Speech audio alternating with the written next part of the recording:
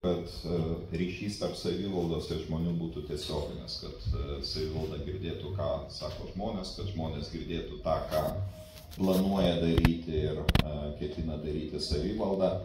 Tas abipusis kontaktas ir girdėjimas vienas kito, jisai turbūt padeda išvengti nereikalingų konfliktų, nors kartais tie konfliktai gali iškilti ir lygoje vietoje.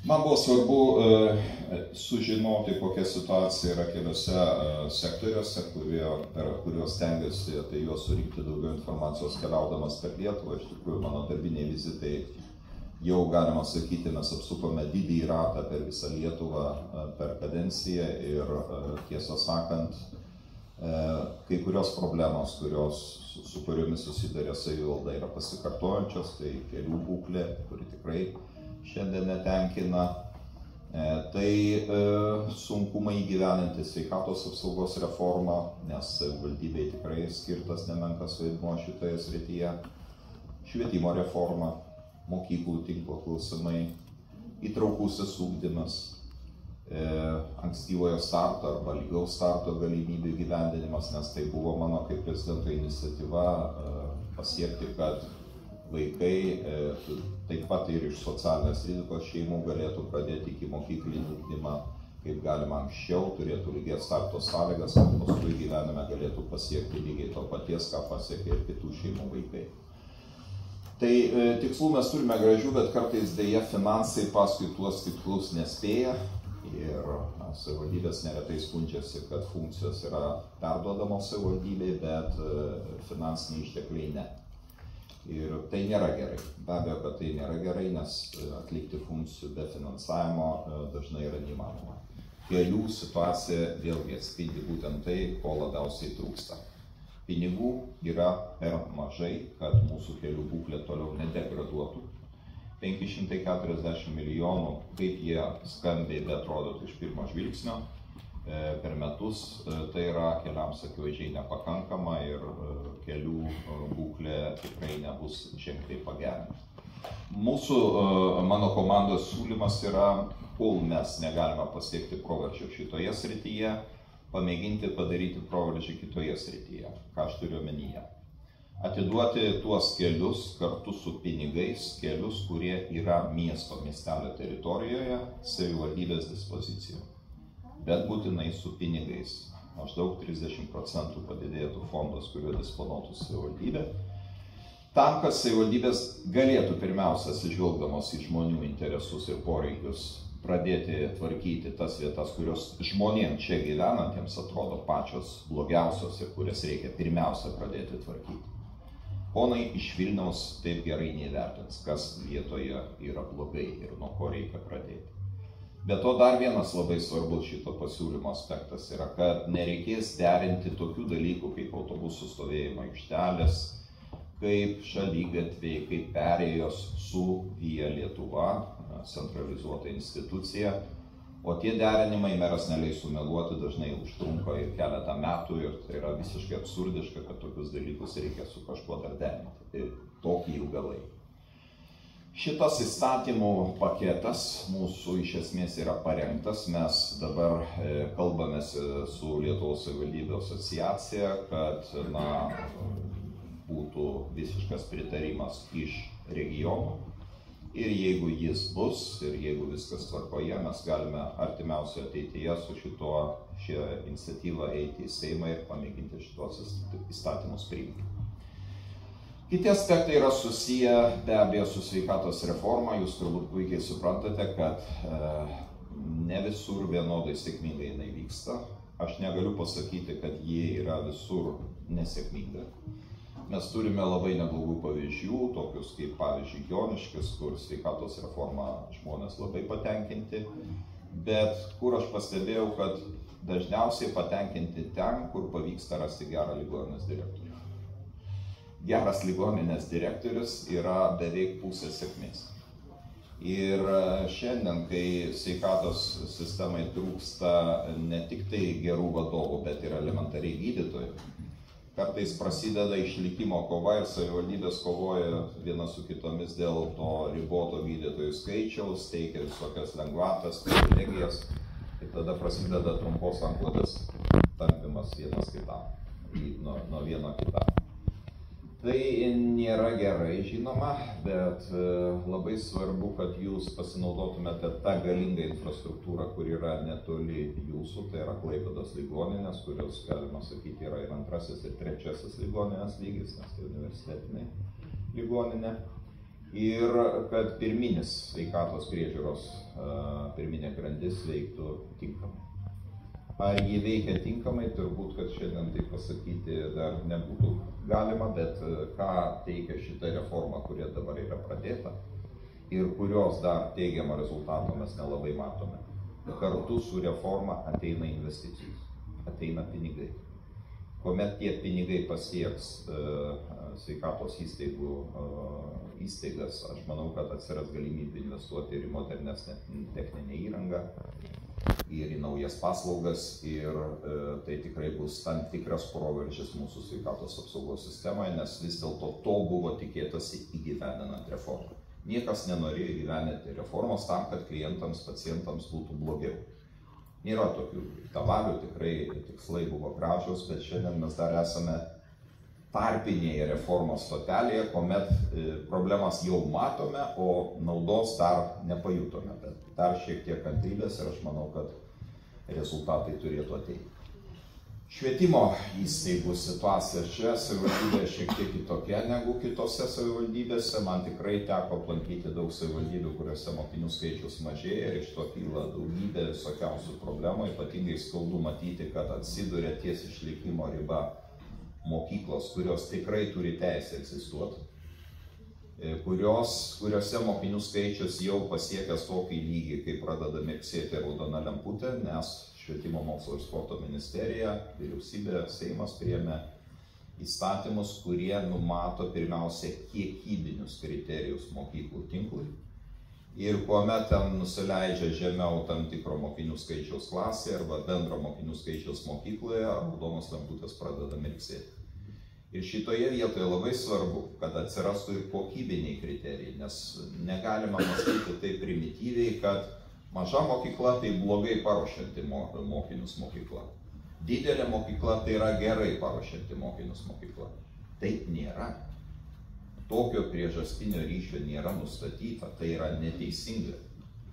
O jeigu dar atsižvelgtume į tai, kad maža mokykla dažniausiai nedidelėme miestelėje yra dar ir vienintelis, vos ne vienintelis kultūros židinys, tai yra dvigubai neteisinga. Štai kodėl mes siekiame, kad būtų įgyvendinti kokybiniai kriterijai, į juos atsižvelgiama, kad būtų nustatomas tam tikras lankstumas ir vien tik tai kiekybinių kriterijų pagrindų nebūtų uždarinėjamos mokyklos. Ir aš tikiuosi, kad dar yra ir įstatyminės iniciatyvos, kurios numato tam tikrą prisitaikymo laikotarpį, nes visokiausių situacijų per Lietuvą aš matau. Yra, kur tikrai krinta mokinių skaičius ir matai, kad jis neatsistatys. Yra taip, kuris nukrito žemiau raudonos ribos, bet matai, kad demografinė situacija jau gerėja ir po 2-3 metų ji bus geresnė. Kitur aš matau pastangas savivaldybių spręsti kūrybiškai klausimus ir ieškoti variantų su tais mokiniais.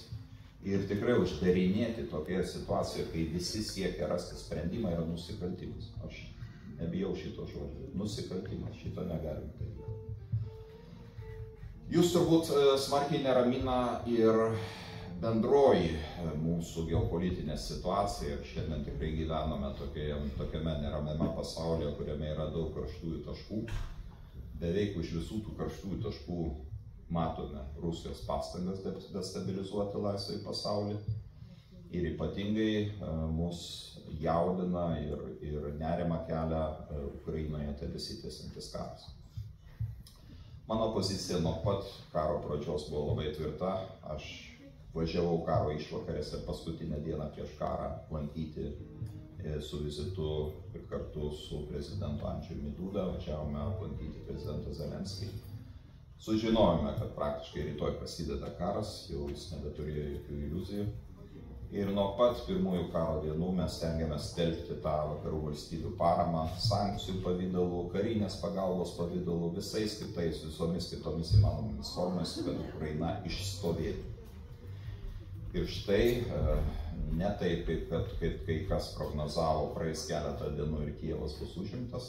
Šiandien jau eina 3 karo metai ir Ukraina tebėra laisva.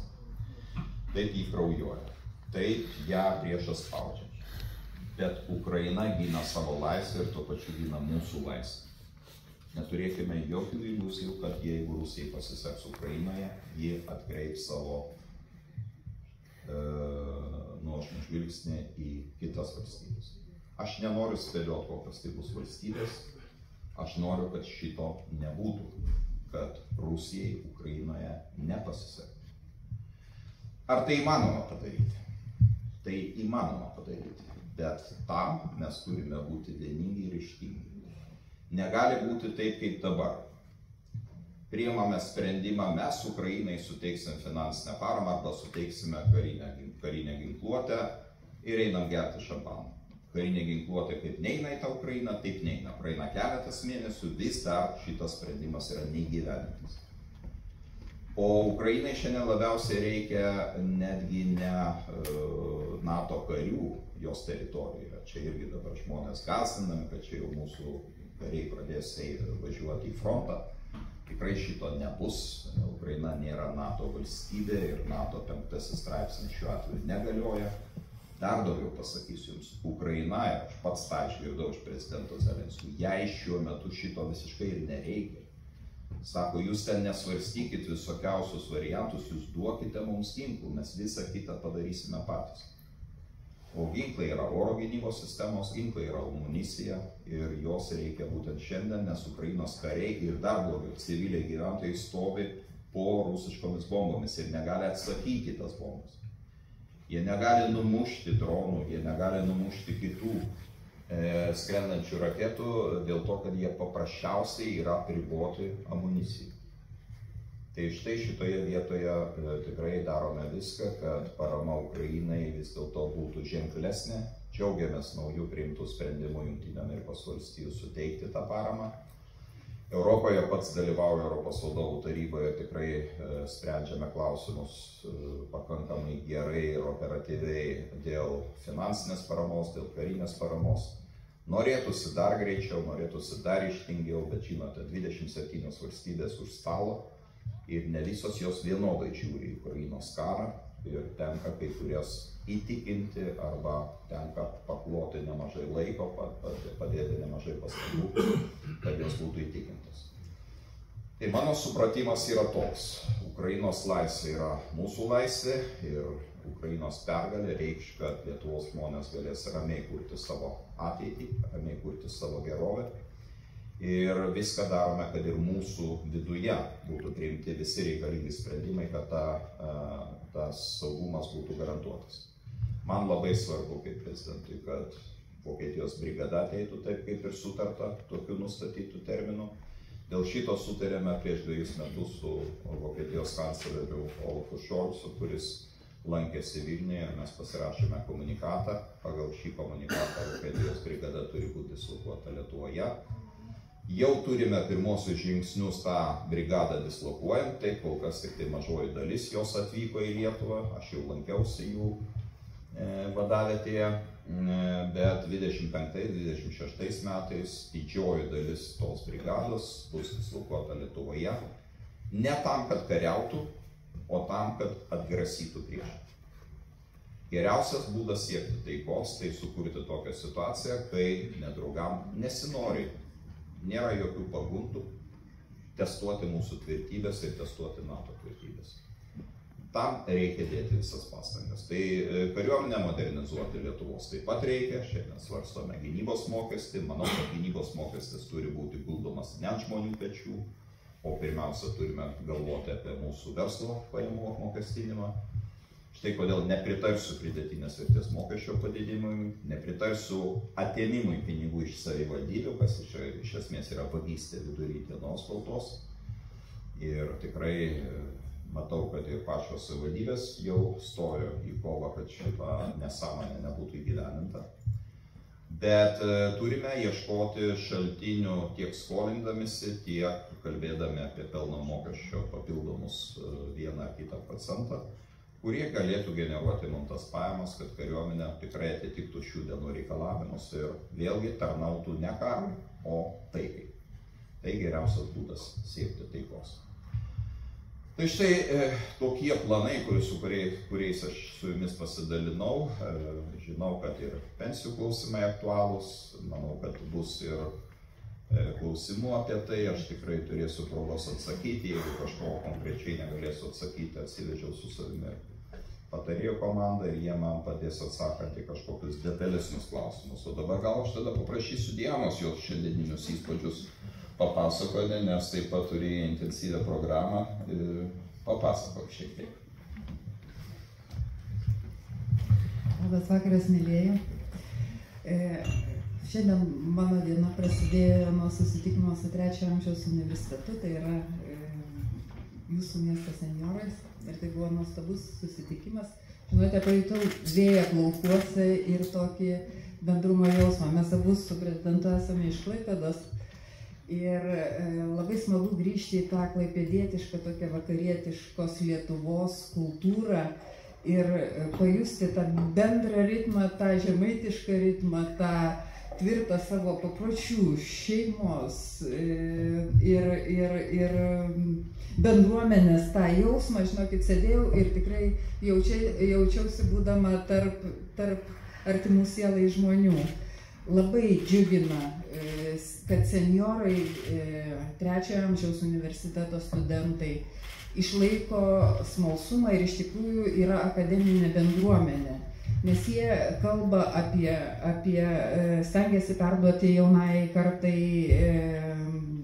kalbos kultūros jausmą, papročių ir to gilaus išmintingo krašto pažinimo. Ir žinote, sprendėm klausimą, kas yra vietos gyventojai. Ar jie yra žemaičiai, ar jie yra kuršiai, ar jie yra... Ir galų gale aš pati savo priėjau prie išvados, kad